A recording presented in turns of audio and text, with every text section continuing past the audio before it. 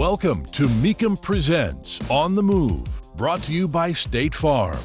It's the show geared toward keeping you up to speed with the latest auto news, event coverage, and expert industry insight. Now, here are your hosts, Matt Avery and John Kraman. Hey, and welcome to another On the Move. I'm Matt Avery, and joining me as co-host John Kraman, lead TV commentator for Mecum Auctions on NBCSN.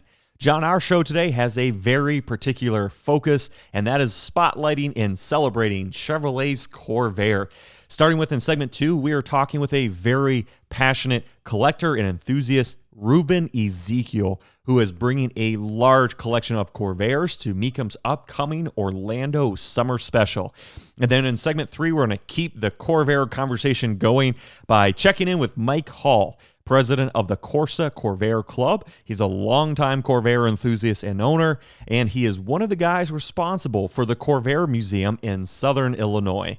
Now, John, before we get too far ahead, let's get listeners up to speed with some Corvair history. Yeah, this is going to be a lot of fun, Matt, because here's a car that often gets overlooked, and we're going to change that today. We go back to the beginning. The Corvair was actually designed by Chevrolet clear back in the 1950s, really as an alternative to what was happening at the time, a undercurrent of imported cars, slightly smaller cars and more economical cars. And General Motors decided, you know what, we want to compete head-to-head with that. So they came up with a very radical design. This is a unibody construction car, no conventional frame, which for General Motors really was operating outside the box at the time period. But most of all, it has a all-aluminum, rear-mounted, air-cooled engine, very much like a lot of the imports that the car was intended to compete with. Production spanned 1960 through 1969. Almost 1.8 million of these cars, Matt, were built, and they're really split between two different generations, the 1960 through the 1964, and then a redesign in 1965 that carried it all the way through 1969.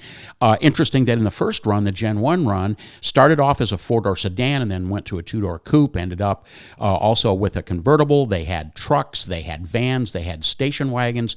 But by the 1965 redesign, a lot of that had changed, and they simplified it more into passenger cars. And a couple noteworthy things about the second generation design. Of course, we all have heard about Ralph Nader's chapter in his book, Unsafe at Any Speed, was a New York Times bestseller, by the way, came out in 1965, pointing out some of what was his opinion, flaws in the handling of the car in the early days. That was proven by the NTSB to be a little bit overstated. But nevertheless, it cast kind of a bad reputation on the car that I think honestly lingers to this day. But in 1965, the redesign of this car was absolutely stunning. In fact, the entire General Motors lineup for 1965 reached a real high point in styling, and a lot of attention was given to just clean, smooth flowing lines on that car. A lot of performance versions and sporty versions. They had a Monza, they had a Corsa, they had turbocharged versions, twin carb versions, 4 carburetor versions. But it goes way beyond that, Matt, in the performance world. I know something very close to your heart. There's a definite Yenko connection. Talk about that for a moment.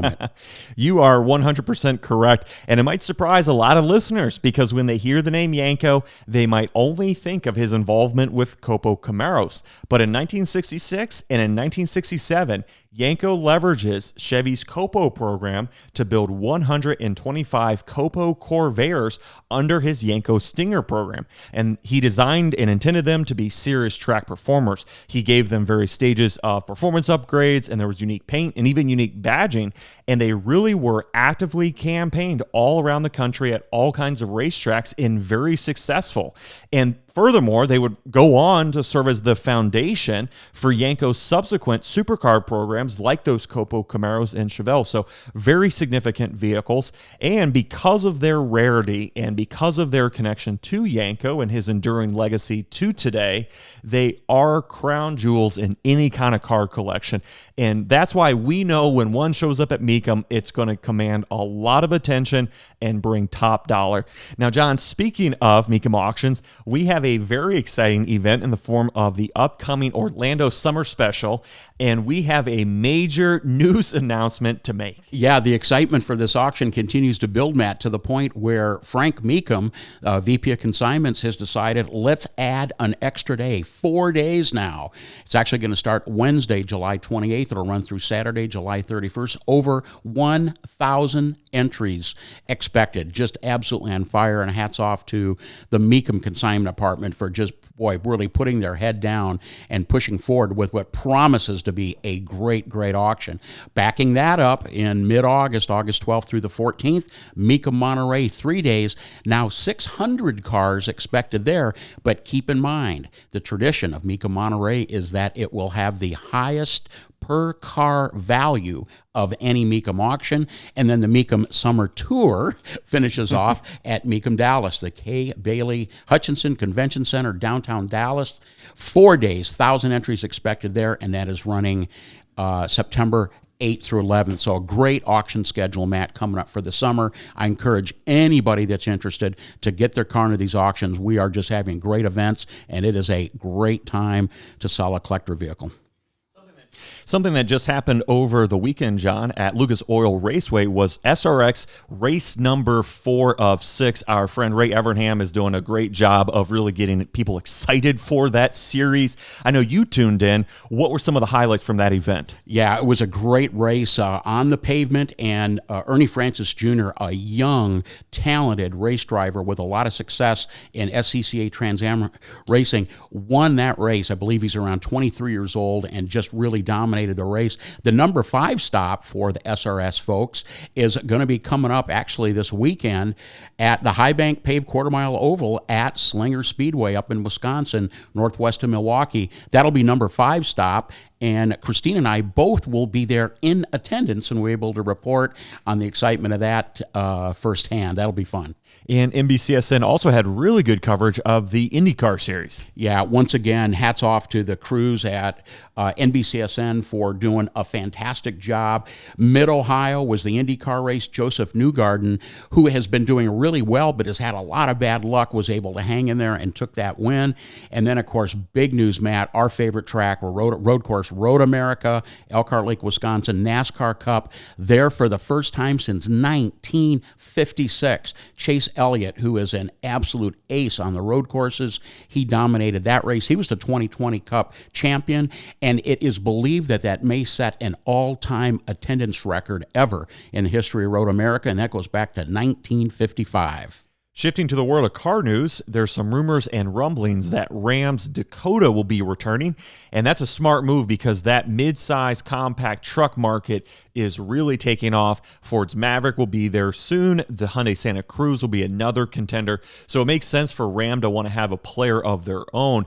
But John, from what you've seen, the big question on everyone's mind is the exact size of this all-new Dakota. Any idea from your perspective of how big or small it will be? Well, no, and that's a really good question. That right now, that's the biggest question. Keep in mind, we last saw the Dakota as a mid-sized truck all the way back in 2010. Does not seem like it's been that long. So I think that it would be a very, very wise decision for the folks at Stellantis to say, should we bring this out? There's definite buzz out there that this may, in fact, be happening. We're probably looking at a couple of years out. The next bit of information, other than confirmation, Matt, is going to be exactly what platform and what size is it going to be. We're going to keep an eye on that one. Another area of the market that is red hot right now is muscle, and no one is serving it up quite like Dodge, and listeners can get great deals on the top fuel-inspired, top-quality lineup that includes RTs, Scat Packs, Hellcats, wide bodies, and more. And of course, if they want to find out more, they can head down to their local Dodge dealership, or they can visit Dodge.com. Now, John, another area where there's been so much focus has been the world of electric vehicles. One of the things that you and I picked up on recently is some of the changing terminology, how manufacturers are describing their electric powertrains and their offerings. What's the latest? Yeah, and that's also been popped up, Matt. You know, the term EV for electric vehicle, in my mind, is a battery-only plug-in vehicle, but the various manufacturers are using that EV umbrella to include hybrid power, conventional ICE engines with electric power. It's still a little bit muddy there, but I saw something that popped up from the folks at VW in regard to their new ID4, a really nice looking little all-electric SUV. They are claiming zero direct emissions. Okay, so break that down. What does that mean? Well, hey, that's a good question. Break it down. This is newspeak for trying to exactly position this emerging and evolving market and technology in regards to how clean is it really is. And we're obviously having a lot of fun with this, and this is a topic we're going to continue to report on.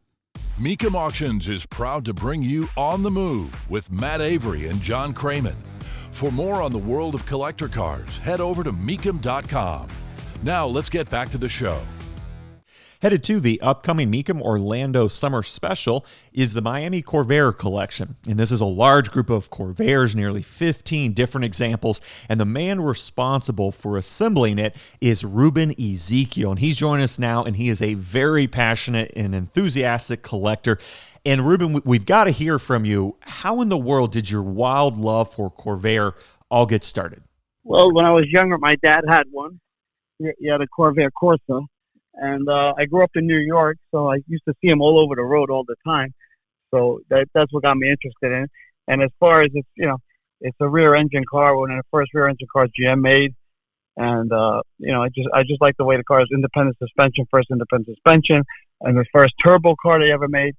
So pretty much that's why I started collecting them. And then the problem is you buy one, and then you want another model. So there's a lot of models to choose from between the station wagons, vans, and as far as the cars. So there was a lot of models. So I just kept buying more and more models. I even have a camper too, 2 campers. So when did you first start collecting Corvairs? When did you pick up your first one? And believe it or not, about 4 years ago. Oh my, okay. Yes, I accumulated a lot of cars within 4 years. I have 63 Corvairs as of now. Well, I think it's really cool that the collection that you're bringing to the Orlando Summer Special encompasses the entire run from 1960 to 1969. There was a second-generation car came out in 1965, a lot of changes there. But what's really cool about what you have done with this collection, it's going to be a real treat to car lovers of all interests, is you've got literally something that covers all of the bases, from the sedans to the coupes to the convertibles to the station wagons, and of course the ramp side as well. Was it a difficult choice? I know you got a bunch of Corvairs. Was it a difficult choice to pick this group of cars, or did it come pretty easy for your decision to decide exactly what you were going to bring to just reduce the overall scope of your collection? It's not an easy decision because you like them all. I like every car, and I want other people to appreciate them too. So it wasn't easy to pick which one I wanted to sell, but I just wanted the public to get a good view of the collection too. And actually, there's a panel van too, which you didn't mention. Okay, cool, good. What's your overall collecting strategy when you come across a car, or when someone tips you off about one? Are there certain aspects or elements that you're looking for before you make the decision to add it to your collection? Well, first of all, I make sure, as you know, a lot of them are rusted, and you got to make sure that you don't buy a rusted car, because then you're going to be putting way too much money into it. A lot of the cars I also buy and I restore as far as the paint work, but I don't touch cars with rust. And so a lot of people do contact me because they see that I buy a lot, and they do contact me. And I do buy, more of the rare cars, the Corsa, the limited production turbos, So I try to buy more rare, like the wagons. They didn't make a lot of wagons. As far as I try to buy more rare Corvairs. I don't just buy any Corvairs. They did make 1,000,008 Corvairs. I don't know how many are still on the road, but there is a lot of Corvairs out there, but there's not a lot of good ones out there. Do you enjoy actually taking your cars out and driving them? And if so, give us a little bit of a comparison between the first generation 60 to 64 and then the differences in the way that they drive from 65 to 1969. Well, yes, I enjoy driving them because it's just the way they drive with the rear engine. It's almost like you're driving like a Porsche, like an old Porsche. Right. And they drive really nice. And as far as I like going to car shows. I have a 10-year-old daughter that loves to come with me to car shows, and we go together to all these car shows. And pretty much every time we win an award at a car show. So, and it's always hard to pick which one. She actually likes to always go with a camper because they love the camper. But as far as the way they drive, the 65, yes, does drive better. Yep. It's a much better driving car, better handling. But the 60 to 64 is also a quirky looking car, and it's just an oddball looking car. And I still like the body style of the 60 to 64 just as much. Well, when the Corvair body style changed in 1965, they really sculptured that body style, and a lot of people feel that 1965 for the entire Chevrolet lineup, including the Corvair, was one of the best styling looks in their history. Do you agree with that, with those comments? Yeah, I think it's a timeless design. I mean, I think they could come out with a car that looks like it now, as far as, and the 65, 66 Corsas are really one of my favorites. Right. And just the rear of it looks, it kind of looks like a Camaro, kind of looks like a Corvette. It's a great looking car, and it's just, you could bring it out now, and people everywhere I go, people stop me and say, "Hey, what kind of car is that?" A lot of people aren't familiar with these cars, and I think the last couple of years they've been getting more and more popular. The values have gone up on them, and there's not many good ones around, so people are buying the good ones. Well said. How far and wide have your collecting travels taken you? Because I'm guessing with the quantity of cars and the quality of cars, you're probably looking coast to coast. I've bought cars in Washington State, California, upstate New York, Rochester. I mean, all over in Iowa, in Kentucky. I mean, Alabama. I probably bought a car in Texas. I probably bought a car in almost every state. I like the California, the dry ones, and as far as like I said, I always look for cars that have no rust. It's the first thing I ask for pictures and underneath, and I make sure that the cars don't have any rust. Okay, so you've got 20 cars coming to the Orlando Summer Special. 15 of those are Corvairs. Yep. That's a pretty big group, obviously. The biggest group we've ever had at a Mecum auction, by the way, and being in business for 34 years. How many total Corvairs do you have in your current collection? 63 Corvairs as of now. Is that safe to say that that's probably the biggest single Corvair collection in the world that you're aware of anyway? In the world, it is. Okay. In the world, I'm sure it is. I just started buying one and buying another one. I actually own 3 Stingers, which they only made 100 of them. I have number 50, number 37, and number 43, which Tim Allen owned for 15 years, which I actually bought 2 of them out of Mecum. We started our conversation with you saying that this whole thing, your passion, came from your dad.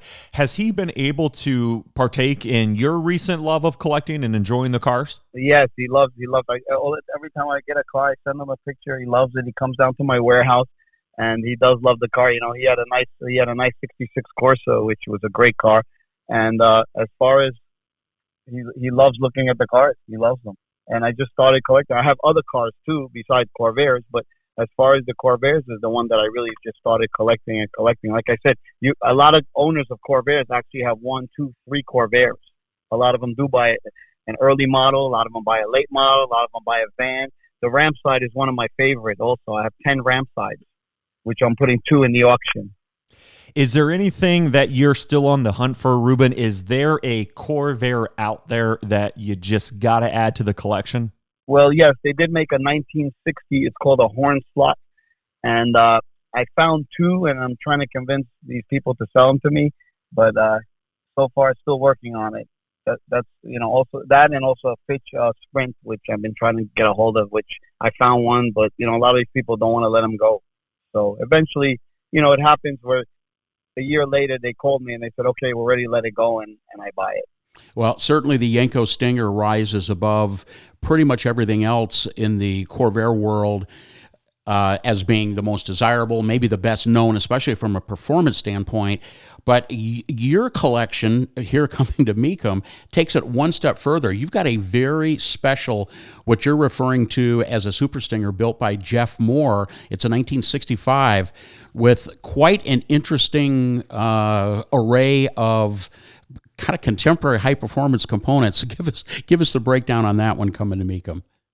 Well, Jeff Moore, he's well known in the Corvair in the Corvair industry, and as far as he put an LS motor in it, a Corvette motor in it. Wow. He put a Porsche 911 transmission. It's pretty much a resto mod. It's got 385 horsepower. He put it mid-engine. He put it right behind the seat. He redid the whole suspension. The car is absolutely unbelievable. He put 5,000 hours building this car, over $110,000 to to build this car. Let's talk just a little bit briefly about a couple of highlights of the rest of the cars that you've got as part of your collection. And specifically, I want to hear about your 1957 Chevy Nomad. Yeah, the Nomad, it's a Sam Hollingsworth replica. It's got a beautiful flame paint job on it. It's got an unbelievable flame paint job. It's a custom paint job. It's got a GM 350 crate motor with a 3-speed turbo hydromatic. It's got upgraded suspension, power steering, power braking. So it's pretty much a resto mod as well. And it's got a brand new interior in it. And it's got a 1953 true spoke wire wheels on it with spinner caps and white walls. It's a beautiful car. It's a replica of the Sam Hollingsworth, that was featured in 1967 on the cover of Rod and Custom magazine. Okay, if your Corvair collection could only exist of one car and one Corvair only, what would it be? It would be a Stinger. It would be a Stinger. A Stinger, yeah. And probably, I don't think anybody out there has 3 Stingers right now, and I'm working on a 4th one, trying to get another one now. But it would be the Stinger, and plus the Jeff Moore Super Stinger is an unbelievable car. Well, on behalf of all of us at Mecum, Ruben, we really appreciate not only taking some time to give us some backstory of your collection, but also to thank you for entrusting Mecum with the inventory. It is certainly one of the most exciting and unique and diverse selections of vehicles in general we've ever had at a Mecum auction, and certainly the best Corvair group we've ever had. We will be keeping close tabs on the success and wish you the best of luck. Thank you so much, man. Thank you. And I must say that I have the guy at Mecum, Gus at Mecum, he made this very easy. I mean, it's actually the first time that I'm ever putting any cars in the auction. I never sold a car in auction, and Gus was making it very easy to put 20 cars into an auction. So I must say he's doing a great job. And as far as hopefully everything goes well with the auction, and I do buy a lot of cars from Mecum myself, and I enjoy buying at Mecum. Don't adjust that dial. On the Move, we'll be right back. Our program is proudly presented by Mecum Auctions, the world's largest collector car auctions. Now back to Matt and John. Continuing along with our discussion of Corvairs and all things related, we are just so proud to have a fellow by the name of Mike Hall. He's actually the president of the Corvair Society of America, known as Corsa. The group also a part of the Mecum Auctions Car Club program for the 2021 model year. Over 20 clubs as part of that program.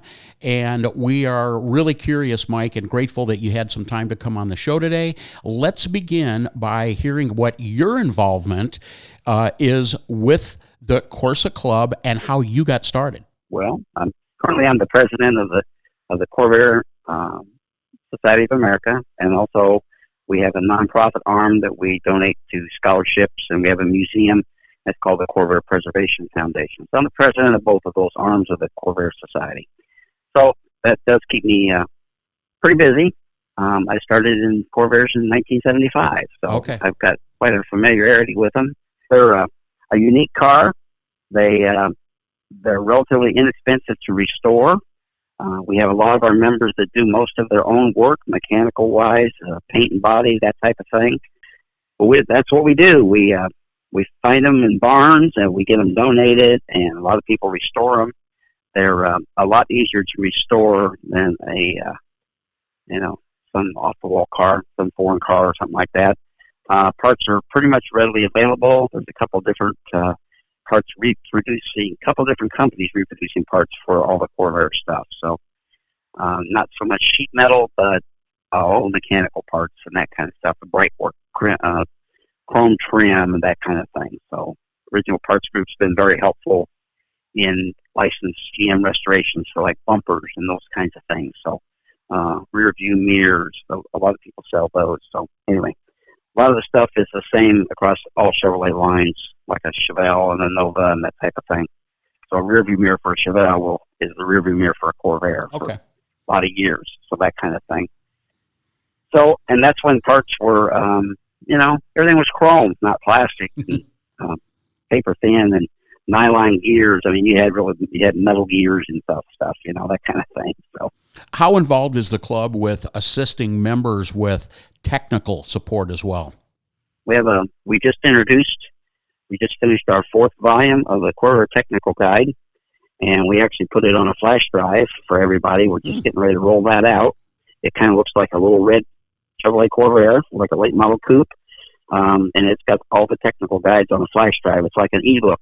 We got the idea from, different vendors have, like Amazon and Barnes & Noble, those kind of people have all these e-books, and we thought it would be really nice if they could bring this up on their iPad or their phone when they're out working on their car and say, oh, I need to look at perk specs for a motor mount, for example, that kind of thing.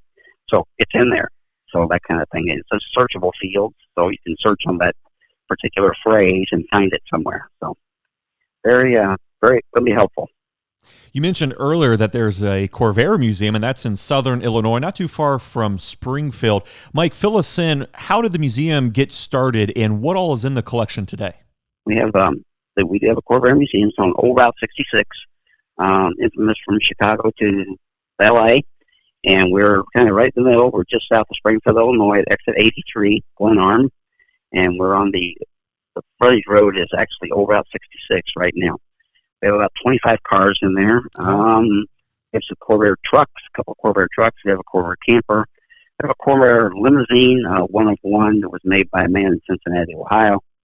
We have a Corvair tow truck. It's a one of one made by a guy in St. Louis area. So we have some unique cars, some very special cars, from a John Finch car, a road rally car. We have the propane-powered Corvair, which held the land speed record at 176 mile per hour on the salt flats. So we have that car.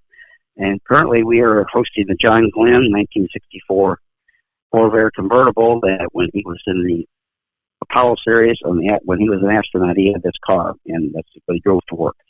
So it's been restored by one of our members, and it's on loan to the museum right now for a little bit. So anyway, we're trying to get people to come by the museum and take a look at it. Well, yeah, and what are the hours of that you're open so that folks can stop by and come in and take a look around? Actually, if you go to our Corvair website, we're open by appointment only right now. Okay. And because a lot of things there's not that much traffic. People are starting to go places again, which is good, and we're trying to accommodate them. So all you have to do is go to our website. My phone number's on there, as well as an email address. Just drop us a line, give us a call, and we try to accommodate everybody that gives us the jingle says they're coming through this afternoon. Well, what time are you going to be there? We'll be open for you, that kind of things. The museum started, actually, it's been a couple of different places throughout the years. It started in 1999. It was in Richmond, Virginia. And 1988, 98, 99. Then it actually closed because the building got sold that it was in. And so after that, it kind of went in a hiatus, and we had a modified museum in Ypsilanti, Michigan, where it kind of shared some space with the Hudson Museum for quite a few years. And it was a really nice little display there, but we didn't have a lot of floor space or wall space to hang everything that we really had to display. So in 2016, we went around the country and gathered up what we could find of all the Corvair memorabilia that used to be in the museum in Richmond. Called everybody, went by everybody's house, picked it all up with a big road trip, a couple trailers, and gathered it all. And we opened up in Dakota, Illinois, and with the Chevrolet Hall of Fame Museum. He had recently acquired a big open space, and he didn't have anything to put in it, so we filled it up for him. So that worked out for a while. Then our donations kind of went down. It got kind of hard to pay the rent, so we had to close up there, and we moved to where we're at today in Glenarm, Illinois, where the rent was a little bit more reasonable, and we can get our cars in and out more often, that kind of thing. So we try to get them out at least every 3 months, exercise them a little bit, and put them back in. So that's our key to museums. Cars still running after 5 years or something. Most of them go in there and they sit forever, and then they're done. So we try to take ours out and make them operational every 3 or 4 months. So we do go to shows. We take some of our museum cars to shows, and we try to have a good time and promote the club. That's all what we're all about. Mike, as a very enthusiastic and one of the world experts on Corvairs in general, I want to kind of tap into your thoughts on some of the reasons why this charming car that ended production in 1969, that's well over 50 years now, why this car continues to seem to generate so much interest as we move into the future. I think the interest is that the 55, 6, and 7 Tri-5 Chevys have come and gone. They've spent $140,000 for a Tri-5 Chevy, and now you can't afford to do one of those. So now you got to find something else. Corvairs are pretty much readily available. You can buy a really nice one for under $15,000. It's been pretty much amateur restored that you can drive to the cruise ends or that kind of thing. There are more expensive Corvairs out there, the ones that have been professionally restored. But then as time goes on, they probably will get to that same category as the Tri-5 Chevys. It's very expensive and out of range and out of reach for most average car enthusiasts. So the Corvair is a great entry-level car into the car restoration business. They're easy to work on, and they're pretty simple, actually. So just like a Mustang is pretty simple to work on, too, except they went out the roof, too. So anyway. But there's no one reproducing Corvair body panels like they are Camaros and that kind of thing. So if you find a rusty Corvair, then you need a really good body man. So that's just the way it is. Mechanical help is all the club. There's about 100 clubs across the country, and most of the club members are pretty affluent in telling people how to fix their car, helping them fix their car. In the St. Louis Club, for example, we have a couple of tech sessions a year, and everybody brings their problem car in, and we fix them. We help them fix them for them, show them how to work on them, and that kind of thing. So it's a great technical tool. Kansas City does the same thing. Chicago has a big, they have a big club, and they have a lot of tech sessions and a lot of very knowledgeable people up there. So we're as across the country, there's more Corvair technical people. You just have to kind of reach out on the Facebook sites and the websites and look for somebody and post a question, because somebody will help you get your car running again. So it's a great people-friendly network of enthusiasts. And that taps into the other part of the benefits of a club is the camaraderie, the sharing of interest, and the social interaction between the members. I'm guessing within the Corvair community that is also at a very high level at your events. It is at a very high level. We have a lot of everybody is willing to help everyone, and no one, if you have an idea or a question that's been asked 100 times, nobody says, well, this has been answered before, that kind of thing. Right. Unless you get them talking about motor oil, and then they all go ballistic. They go nuts. Yeah. Oh, yeah. Now, if listeners want to find out more, Mike, where can they head online to get all the details on both the club and the Corvair Museum? So all the details are on our website, corvair.org, and we have there's sites off of that, corvair.org, but that's our main landing page. And then you can go to membership, and you can look at cars that owners have. You can go to like technical forums off of that. There's a few Facebook sites, and we're ever growing. So we're trying to roll out new ideas and new things for the membership, as well as try to get new people involved. So there's a lot of turnover of cars now that, in the 60s, these guys were 20 and 30 years old. And so now that they're 80 and 90 years old, some of the nicer cars are getting passed down to the grandkids and that kind of thing.